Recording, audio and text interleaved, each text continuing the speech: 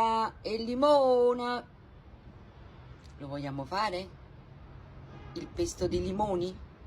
Già, pigliate carta e penna e venite a presa a me.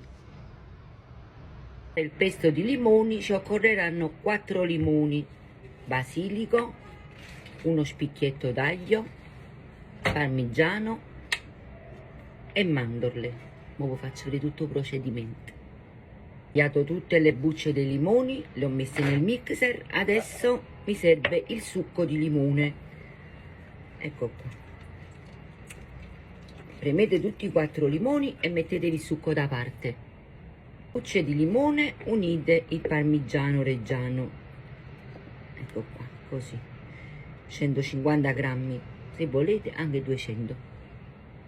Adesso andiamo a fare la prima mischiatella. Uniamo il basilico, l'aglio e il succo di limone. Andiamo a mixare tutto insieme. Uniamo 200 grammi di mandorle. Ecco qua. Uniamo un po' di sale, poi regolatevi voi, e olio. Io lo metto ad occhio, mi si va a mettere 150 ml.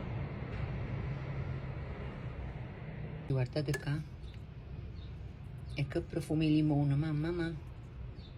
Mettendo nel barattolo, vedete, di vetro, perché più tardi faccio un bello spaghettone al pesto di limone.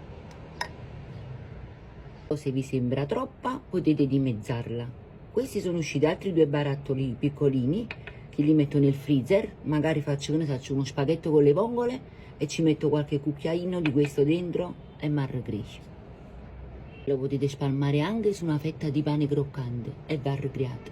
Se questa ricetta vi è piaciuta, scrivetemi nei commenti.